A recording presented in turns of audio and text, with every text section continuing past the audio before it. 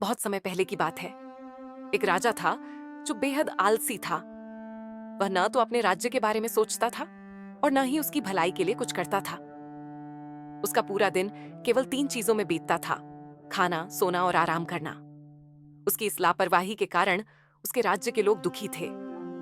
वे चाहते थे कि उनका शासक उनकी देखभाल करे और राज्य को समृद्धि की ओर ले जाए।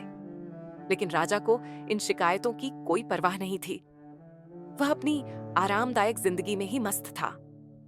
समय बीतने के साथ दरबार के मंत्री भी परेशान हो गए।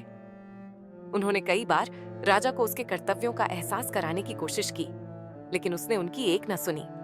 उसकी आलस्य भरी जीवन शैली के कारण उसका वजन इतना बढ़ गया कि वह अपने बिस्तर से भी हिल नहीं पाता था। जल्द ही राजा की सुस्ती की खबर पड़ोसी राज्यों तक फैल गई। यहाँ तक कि दुश्मन राजा भी उसका मजाक उड़ाने लगे। यह अपमान राजा के दिल पर गहरा असर कर गया। एक दिन जब उसने खुद को आईने में देखा तो उसे अपनी हालत पर शर्मिंदगी महसूस हुई। उसे एहसास हुआ कि अगर वह ऐसे ही रहा तो उसका राज्य बर्बाद हो जाएगा। उसे खुद को बदलना होगा, फिर से सक्रिय और स्वस्थ बनना होगा। समाधान खोजने के लिए उसने पूरे राज्य में एक घोषणा करवाई: जो कोई मुझे मेरी ताकत और फिटनेस वापस पाने में मदद करेगा, उसे बड़ा इनाम दिया जाएगा। यह सुनकर राज्य के सबसे प्रसिद्ध वैद्य और चिकित्सक महल में पहुंचे। उन्होंने राजा के लिए कई तरह की जड़ी बूटी वाली दवाइयां और टॉनिक तैयार किए और वादा किया कि इससे उनका वजन कम हो जाएगा। लेकिन दवाइयां लेने के बावजूद राजा की हालत और खराब हो गई। उसका वजन कम होने की बजाय बढ़ता ही चला गया। फिर एक दिन एक बुजुर्ग साधु राज्य में आया। उसने राजा की समस्या के बारे में सुना और महल के द्वारपालों से कहा, मेरे पास एक विशेष उपाय है, लेकिन राजा को खुद मेरे पास आना होगा। मैं राजमहल में नहीं जाऊंगा और यह उपाय तभी असर करेगा जब मैं खुद उन्हें दूंगा। जब यह संदेश राजा तक पहुंचा तो वह खुश हो गया कि आखिर किसी के पास कोई समाधान है। लेकिन जब उसे पता चला कि उसे खुद साधु के पास जाना होगा तो वह गुस्से से आग बबूला हो गया। यह कैसी मूर्खता है! वह चिल्लाया, मैं तो अपने बिस्तर से उठ भी नहीं सकता, तो वह मुझसे चलकर आने की उम्मीद कैसे कर सकता है? मंत्रियों ने उसे समझाया, महाराज, यह आपकी आखिरी उम्मीद हो सकती है। कम से कम एक बार कोशिश तो कीजिए। राजा को एहसास हुआ कि उसके पास कोई और विकल्प नहीं था। उसने भारी मन से खुद को उठाने की कोशिश की। सैनिकों की मदद से वह मुश्किल से अपने पैरों पर खड़ा हुआ और छोटे छोटे कदम उठाने लगा। यह बेहद कठिन था, लेकिन उसने हिम्मत नहीं हारी और धीरे धीरे साधु की कुटिया की ओर बढ़ने लगा। जब वह वहां पहुंचा तो उसे बताया गया कि साधु बाहर गए हैं और उसे अगले दिन आना होगा।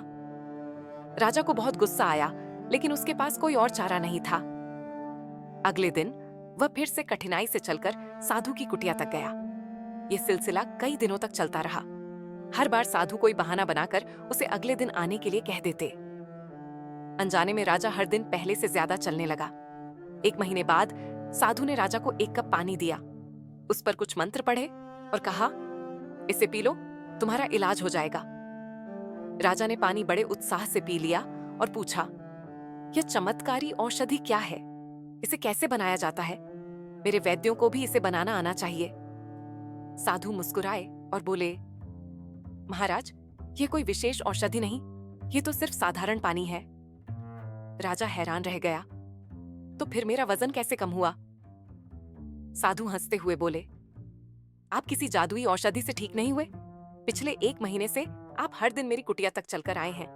आपकी मेहनत, आपका संकल्प और आपकी निरंतरता ने ही आपको स्वस्थ बनाया है। इसमें कोई जादू नहीं था, केवल मेहनत थी। राजा स्तब्ध रह गया। उसे एहसास हुआ कि वह अब तक एक आसान समाधान की तलाश में था, जबकि असली समाधान उसकी मेहनत और नियमित प्रयास में था। उस दिन से राजा ने अपनी जिंदगी और अपने राज्य की बागडोर संभाल ली। वह एक बुद्धिमान और सक्रिय शासक बन गया। इस कहानी से हमें सीख मिलती है कि सफलता और आत्म सुधार के कोई शॉर्टकट नहीं होते। कई बार हम आसान रास्ता ढूंढते हैं, किसी चमत्कार की उम्मीद करते हैं, लेकिन असली समाधान हमारी मेहनत में छिपा होता है। चुनौतियां हमें हमारी सीमाओं से बाहर निकालती हैं, और हमें मजबूत बनाती हैं। राजा की तरह हमें भी अपने जीवन की जिम्मेदारी लेनी चाहिए, मेहनत करनी चाहिए और त्वरित समाधान पर निर्भर नहीं रहना चाहिए। सच्ची सफलता धैर्य, अनुशासन और समर्पण से ही मिलती है। अगर आपको यह कहानी पसंद आई और इसका संदेश प्रेरणादायक लगा, तो इसे अपने दोस्तों और परिवार के साथ जरूर साझा करें।